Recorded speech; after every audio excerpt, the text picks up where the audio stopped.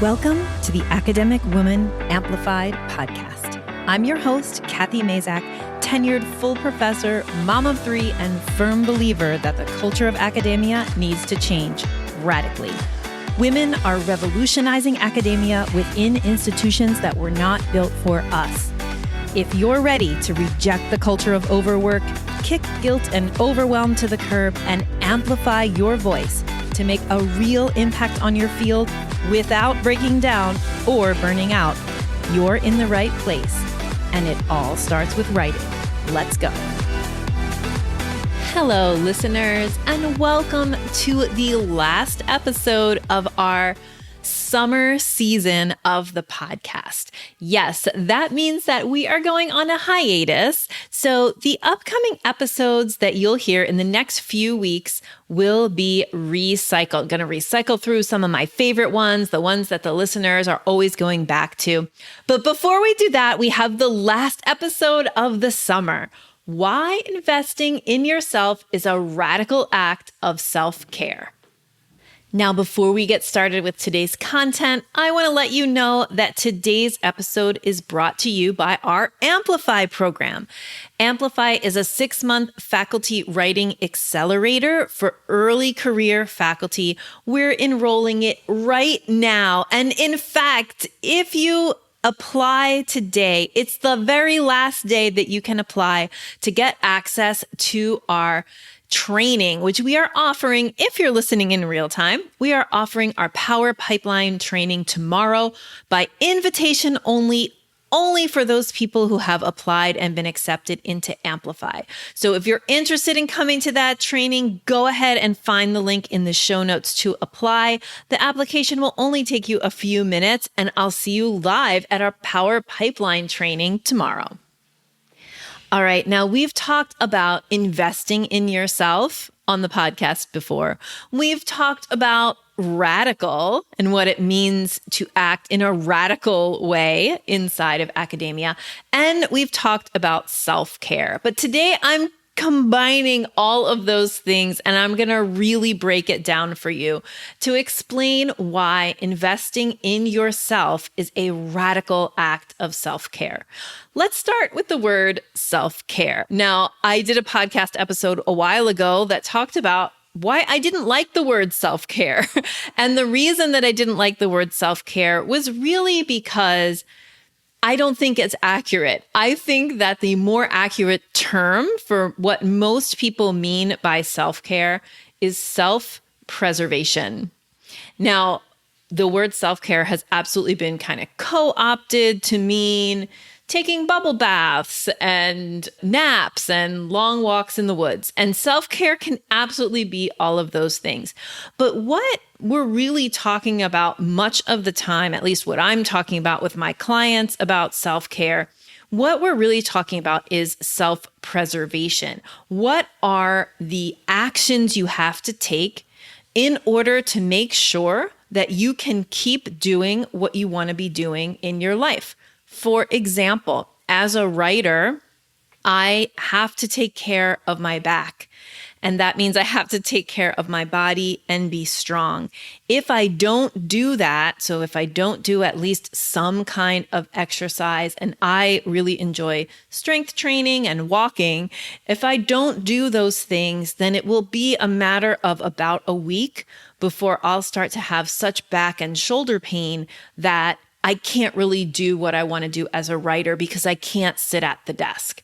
So in that sense, exercising is absolutely caring for yourself, but it's also just preserving yourself in your human body, right? So it's really self-preservation. In a similar way, making sure that you have time to write, that you set boundaries around your time so that you can preserve your writing time is an act of self-care, or as I'm going to say now, right, self-preservation. Because if you always let writing fall to the bottom of your list, you're not going to get the publications that you need in order to get that job you want or keep it or get that promotion. So really, we're not just talking about caring for yourself, right? We're talking about preserving yourself at kind of a really basic level.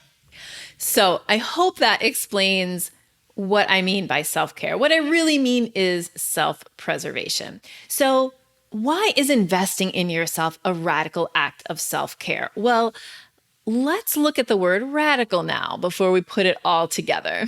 Okay, so why is it radical for women, especially people who identify as women, people who have been socialized as women?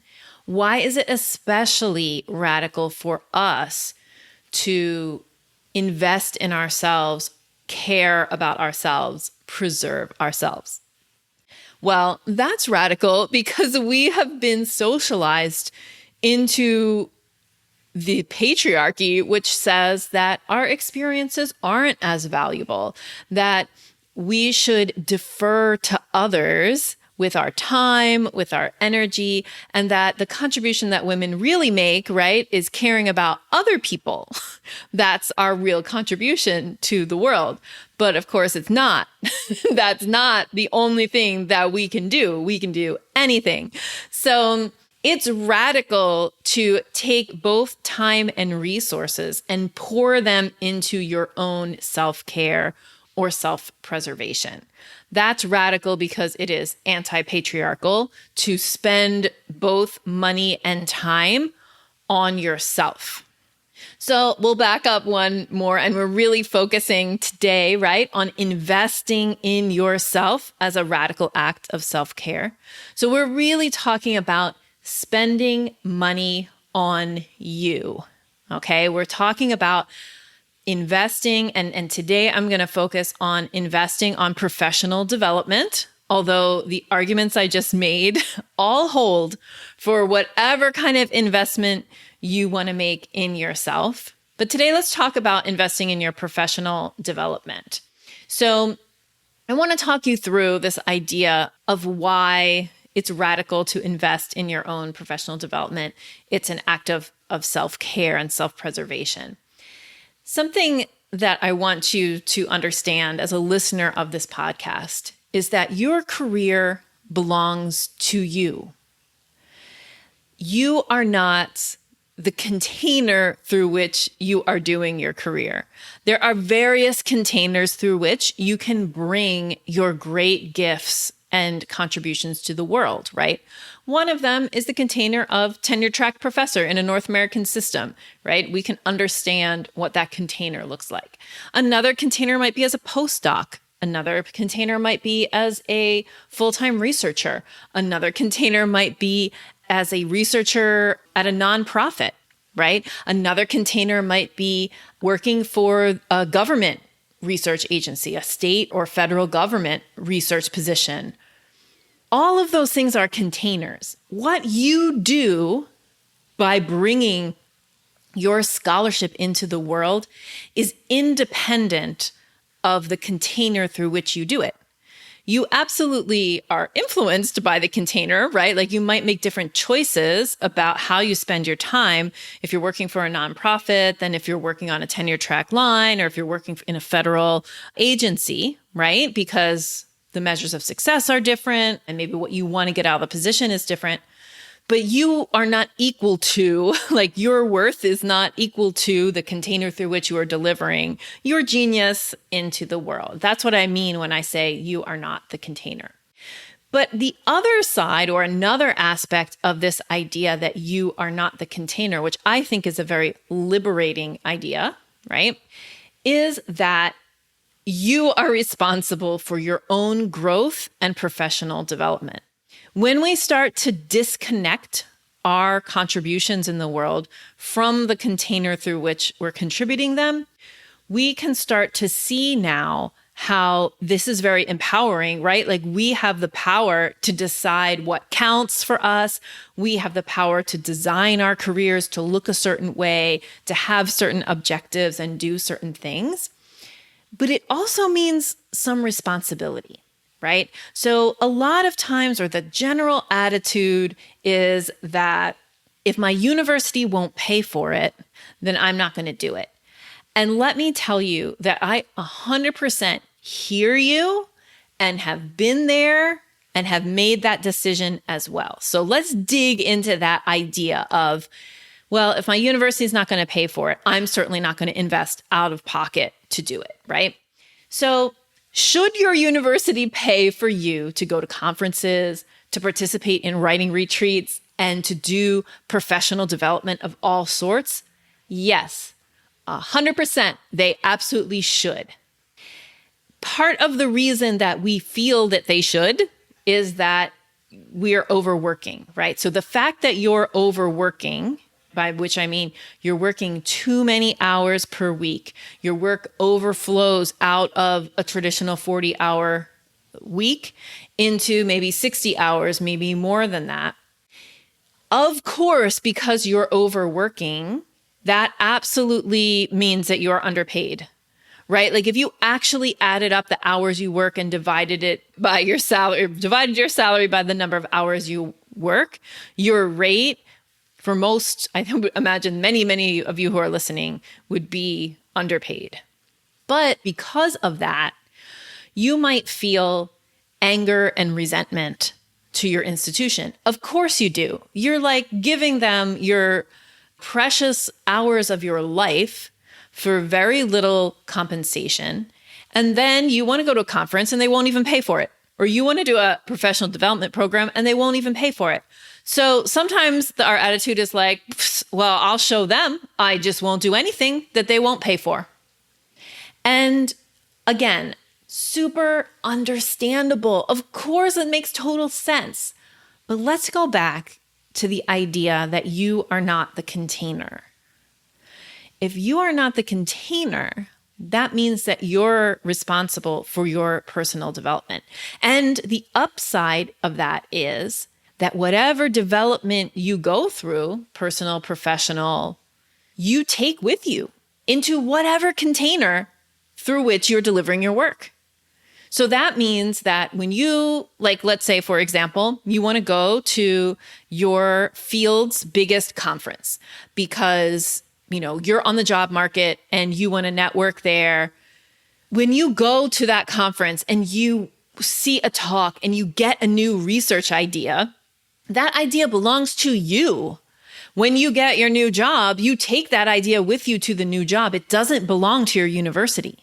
It doesn't belong to your container, right? So you need to think about whether the attitude of like, I can't do anything that my university can't pay for is an attitude that is really serving you. And that's where the title for this episode, Why Investing in Yourself is a Radical Act of Self-Care, that is because pouring into yourself to make yourself professionally and personally better is something that no one can take from you, right? It's the same way that the publications that you put out into the world, you put them out and you might, obviously you can acknowledge your university where you're working when you do that research, and you should. But in the end of the day, like, those publications build your reputation. They also build the universities, but you take them with you. Unlike things like your student evaluations or your service on committees, when you go to take those experiences and those developments kind of with you to other places, they don't have as much currency. But if you participate in publishing in your field, going to conferences, professional development, learning, and teachings that make you better, you take that with you. So should your university pay for them? Yeah, they should. However, if they won't, then you should really think about investing in them yourself. That idea that I'm not going to do anything for my career that my university won't pay for can backfire, right? And for ambitious scholars, sometimes what we need to do is judiciously and with lots of thought and prudence make investment decisions. And when we do that, we need to think about investing in ourselves, in those things that the container through which you're doing your work cannot take from you, the things that move with you when you go into different containers. So it can backfire. It can totally backfire to have that attitude of like, if my university won't pay for it, I won't do it. Instead, what you really need to do is show up for yourself and advocate or convince your administration to pay for these things that you want to do, whether they're conferences or programs or whatever. And if they don't, then you really need to consider funding yourself, because your professional development belongs to you. It is part of what you take with you when you leave your institution, and it will help you enjoy your career better. And in the case of a professional development program like the kind that we offer, it actually helps you work fewer hours. So if you're working fewer hours and your work is contained within a 40-hour work week, you're raising your rate of pay. Let me say that again. If you do a program like Amplify, and so you go from working all hours of the night, working on the weekends, to containing your work week into a 40-hour week, you're giving yourself a raise, right? If you are getting the same amount of pay for 40 hours a week as you were for 60 hours a week, and you're being more productive, which is what happens to a lot of our Amplify grads. They're working less, they're less stressed, and they're more productive because those two things are related. Then you've given yourself a huge pay raise. So is it worth it to invest in yourself? Is it radical? It is, because it is contributing to the change you want to see in the world. It's contributing to that idea that we should, as people who identify as women or have been socialized as women now, in the past, in the future, that we are worth it. That developing ourselves to be our best selves is worth it. And frankly, it's worth it not just because when you are better, you make a better contribution to the world. It's worth it just because you feel better. It's worth it only because of that. If you are a happier scholar, I don't care if you're more productive or not. If you're just happier, it's worth it for that. So the next time you have to think about making a choice between not going to a conference, not participating in something like a professional development program, because your university won't pay, then I want you first to advocate for yourself and say to your university, you should pay for this because it's worth it to you and it's worth it to me. And next, if they still say no, I want you to consider the payoff of investing in yourself and how investing in yourself is really part of that self-care / self-preservation that you need to work on in order to make it happily through your academic career. So be radical, be prudent, be logical, be thoughtful, but be radical and invest in yourself and create for yourself that self-care, that self-preservation, so that you can live your best scholarly life. Now, before we sign off, I just want to invite you to come to my Power Pipeline training, which is happening tomorrow, if you're listening in real time. All you got to do to get an invitation is apply for our Amplify program. If you're accepted, then we will invite you, we'll send you the link right away to our Power Pipeline training, where you can get a little taste of our Amplify pre-tenure faculty writing accelerator and get some content from the actual program, which is the Power Pipeline training, and then all the information about our 6-month group coaching program, Amplify. All you need to do is apply, come to our free training, and we'll give you all the details about the program. The program is enrolling until August 25th. So you're going to want to definitely apply as soon as possible. Even if you are listening to this recording later than the invited training, go ahead and apply, because you still can. If there are spaces at the time of this recording, there are 18 spaces of the 36 that we have available left. So Go ahead and apply, and you have until August 25th to hold your spot with a down payment, and our program starts on September 1st. I will love to see you tomorrow at our Power Pipeline training, so apply for Amplify today. I'm so honored that you spent your valuable time listening to this episode. Thank you. Before I go, I want to ask you, do you have an almost done article languishing in a virtual drawer? How about a new writing project that you just haven't been able to make the time to start yet? How about a piece of writing in the messy middle that you need to revive? Well, I've got the solution for you, Writing Sprint Blueprint.